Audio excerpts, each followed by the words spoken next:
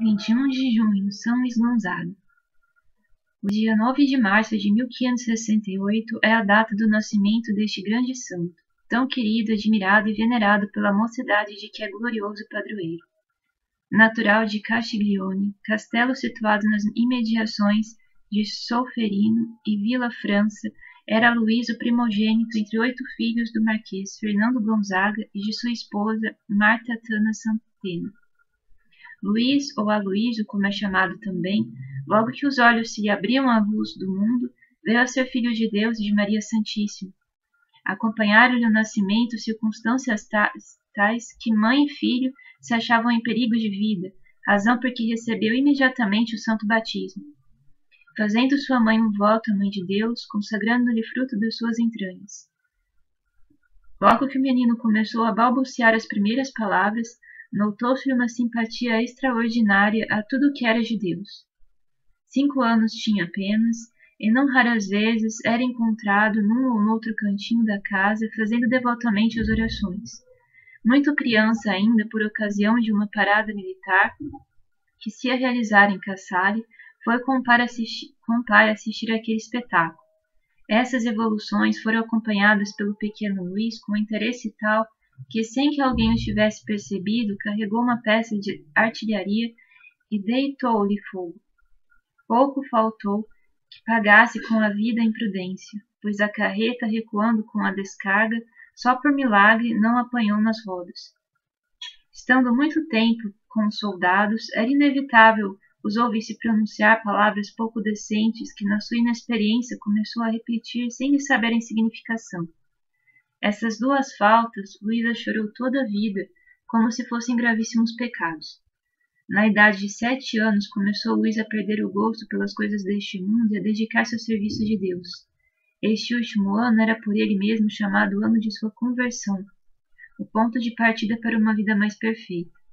Desde aquela época, cumprindo o propósito feito, rezava diariamente de joelhos o ofício de Nossa Senhora e os 7 salmos penitenciais, devoção esta que nunca mais abandonou praticando-a até nos últimos dias da doença. Tendo Luís 8 anos, quis o pai que, em companhia do irmão menor, fosse para a corte do duque de Toscana, em Florença. A vida edificante, a prática das virtudes importou-lhe o apelido de anjo. Foi em Florença que Luís fez a primeira confissão e fê-la com tanta dor de arrependimento, caiu sem sentimentos aos pés do confessor. Em novembro de 1579, partiu para Mantua e de lá para Castiglione.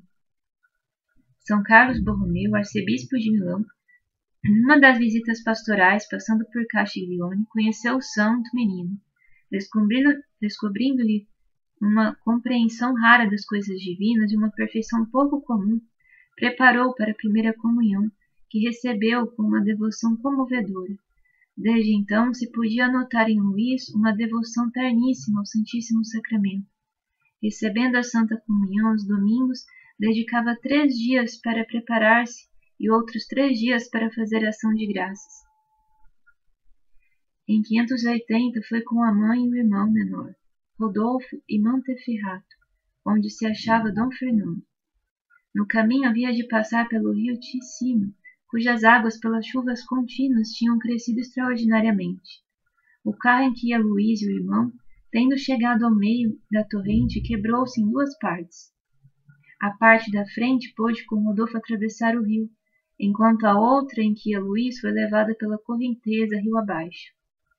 Em tão iminente perigo, se manifestou a intervenção da divina providência. O carro, esbarrando com o tronco de uma árvore, parou, podendo o náufrago assim ser socorrido e salvo. Com o contato que Luís teve com os padres barnabitas, despertou-se-lhe cada vez mais o desejo de pertencer a Deus e desapegar-se por completo das coisas do mundo. Debalde o marquês procurava distraí-lo com passatempos. Luís não só não se deixou afastar das práticas religiosas, mas ainda multiplicou, retirando-se quase por completo da sociedade dos divertimentos e prazeres. Foi também nessa ocasião que tomou a resolução de entrar para uma ordem religiosa. Tendo, porém, apenas 13 anos, guardou o maior silêncio sobre esse ponto. De volta para Castiglione, foi Luís novamente salvo em um grande perigo de perder a vida, desta vez em um incêndio que houve no quarto. Numa noite, sentindo-se bastante cansado, fora deitar-se quando se lembrou de que ainda não tinha rezado os salmos penitenciais. Pôs-se a rezá-los, mas vencido pelo sono, deixou de apagar a vela que se lhe achava à cabeceira.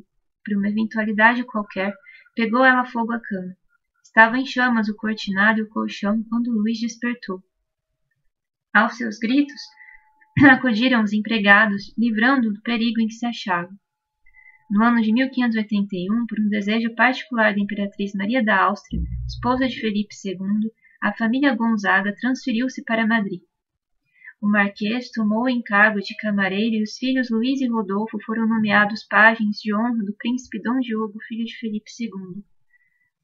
Nos 2 anos que ali estiveram, Luís continuou os estudos de matemática, filosofia e teologia natural, adiantando-se bastante nestas matérias.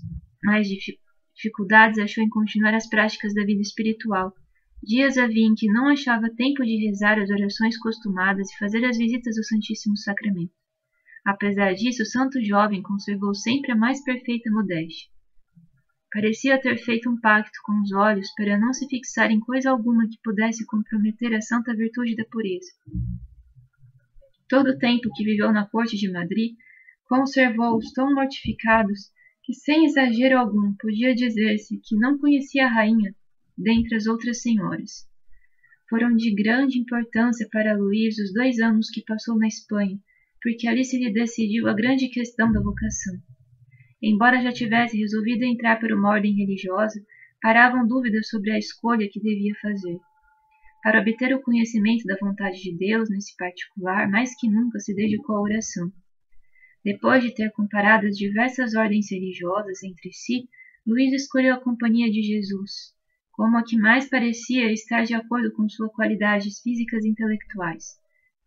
Um dia era o da festa da Assunção de Nossa Senhora, quando se estava preparando para receber a Santa Comunhão, ouviu uma voz interior que lhe dizia: "Deves entrar na Companhia de Jesus, comunica logo minha vontade ao teu confessor."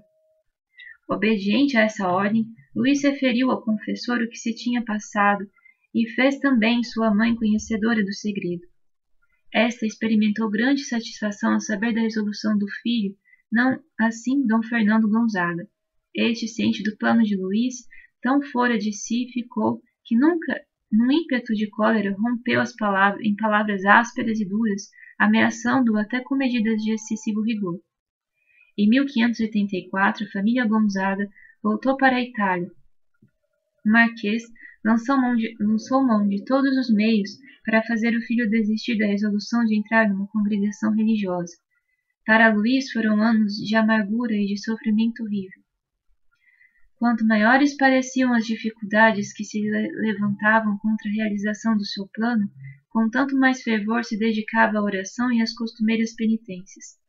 O pai, vendo que nada alcançava com meios persuasivos, recorreu a medidas de rigor, chegando a expulsar o filho da casa. Não faltaram pessoas que, interessando-se pela causa de Luís, falaram a Dom Fernando em seu favor. Este só se deixou convencer da vocação do filho quando, após uma cena violenta, foi testemunha ocular de uma das penitências a que o filho costumava sujeitar o inocente corpo. Perturbado, comovido e arrependido de excessiva severidade, resolveu afinal conceder-lhe o consentimento. Antes, porém, de Luís tomar o hábito de religioso, quis a vontade do pai fosse a Milão tratar de negócios importantes. 9 meses durou-lhe a estadia naquela cidade. Durante esse tempo todo, Luís não perdeu a ocasião de calcar aos pés as vaidades do mundo. Sendo obrigado muitas vezes a acompanhar os nobres fidalgos nas festas e diversões, sempre fez de modo a tirar proveito para a alma. Todo o tempo que lhe ficava à disposição dedicava à prática de piedade e ao estudo da física e matemática no colégio Brera dos padres da companhia. Luís julgava chegado o momento da renúncia oficial a todos os direitos para entrar na Companhia de Jesus, quando de surpresa chegou a Milão Dom Fernando, fazendo-lhe novamente oposição. Desta vez não foram ameaças e imprecações das armas de que o marquês se serviu, Deixou falar ao coração paterno que, na sua amargura e nos sentimentos de pai cristão, apelava para o coração do filho. Luís ficou firme, mas teve de permitir que um sacerdote da Companhia de Jesus, durante 1 hora, estando o pai presente, examinasse sobre a vocação. Embora o resultado desse exame fosse favorável ao santo jovem, Dom Fernando ainda não se animou a dar-lhe consentimento. Luís, entretanto, aumentando as penitências e orações, preparou-se para a luta decisiva. Um dia, estando o pai de cama, doente da gota, Luís entrou no quarto e, em tom firme e resoluto, disse-lhe: Senhor meu pai, entrego-me inteiramente às vossas mãos, mas protesto-vos que Deus me chamou para a companhia de Jesus e que, opondo-vos a este desígnio divino, resistis à vontade de Deus. Sem esperar a resposta, saiu do quarto, deixando ao pai tempo para refletir. Este, então, começou a sentir escrúpulos por causa da sua resistência, chorou largo tempo, entregando-se à dor por perder tão bom filho. Afinal, mandou que lhe chamassem Luís e disse-lhe: Filho, sangra meu coração de dor pela tua resolução. És merecedor do meu amor, em ti puser as esperanças da família, mas vendo que há outra vontade de Deus, vai meu filho, segue a voz de Deus e recebe minhas bênçãos. Em ato solene, na presença dos parentes mais próximos, Luís fez renúncia aos seus direitos de primogênito, para no dia seguinte se separar da família e dos pais. Para este foi um dia de grande dor. Luís seguiu para Roma, onde se hospedou em casa de um tio, Scipião Gonzaga. Chegara afinal o dia desejado, que lhe abriu as portas do convento. Luís contava 17 anos, quando foi aceito como noviço da Companhia de Jesus, modelo de virtude que fora do mundo muito mais o era no convento. Desejoso de regular a vida pelas obrigações da vida comum, pediu aos superiores não usassem com ele de nenhuma consideração, querendo ser tratado como um dos últimos da casa. De acordo com o espírito religioso, reconhecia na obediência o fundamento de toda virtude. Durante todo o tempo que com ele vivia, diz o cardeal San Bellarmino, nunca lhe ouvi proferir uma palavra de queixa ou uma observação contra as ordens dos superiores. Para acompanhar o mestre do noviciado, cuja saúde bastante alterada reclamava mudança de clima, Luís mudou-se em 1586 para Nápoles, onde permaneceu apenas 1 ano, visto que sua constituição debilitada também não se dava com o clima daquela cidade. Em 23 de novembro de 1587, tendo completado o noviciado, fez os votos em Roma para depois continuar os estudos de metafísica e teologia. Em todo esse tempo de noviciado, como depois Luís, deu belíssimo exemplo na prática das virtudes que transformam um jovem em anjo. Sem dar o menor sinal de ostentação, o exterior traduzia-lhe a modéstia, a humildade, a caridade e movia a devoção a quantos o viam. Pela morte de Dom Fernando, surgiram graves desavenças entre Rodolfo e Vicente Gonzaga, este seu parente e duque de Mantua. As divergências assumiram proporções tais que era de recear-se um desfecho desastroso. Nessa emergência, a mãe de Vicente pediu aos superiores de Luís consentissem que este servisse de árbitro entre os dois contendores. Luís, com o consentimento dos superiores, pôs-se a caminho para Castiglione.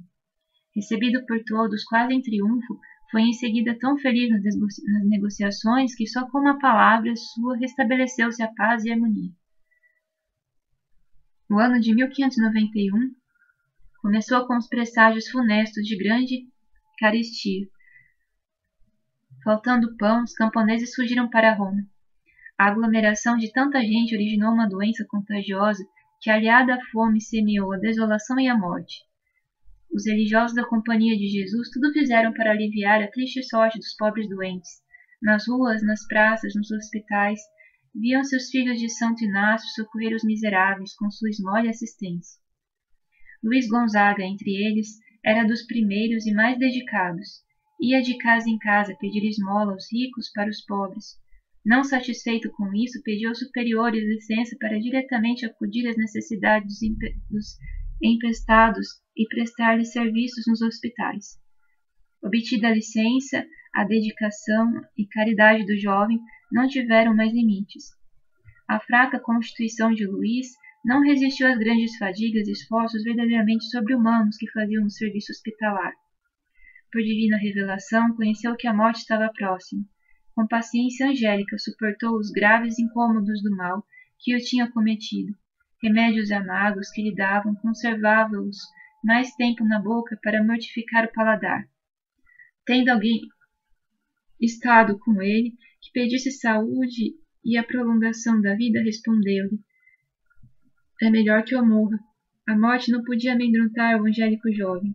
Quando soube que tinha chegado a hora de preparar-se para a última viagem, exclamou com emoções de alegria: eu me alegrei do que me foi dito à casa do Senhor iremos. Durante os últimos 3 dias segurava constantemente o crucifixo e o terço. De vez em quando beijava a imagem de Jesus e os olhos se lhe enchiam de lágrimas de amor. No rosto se lhe via estampada uma paz celestial, reflexo de sua alma pura e cândida. 8 dias depois da festa do Corpo de Deus, em 21 de junho de 1591, Luís Gonzaga entregou a alma ao Criador.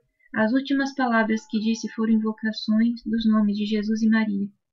13 anos depois de sua morte, vivendo ainda a mãe, foi o nome de Luís Gonzaga inscrito no catálogo dos Beatos, sendo a canonização celebrada em 1726 pelo Papa Benedito XIII. São Luís Gonzaga, rogai por nós.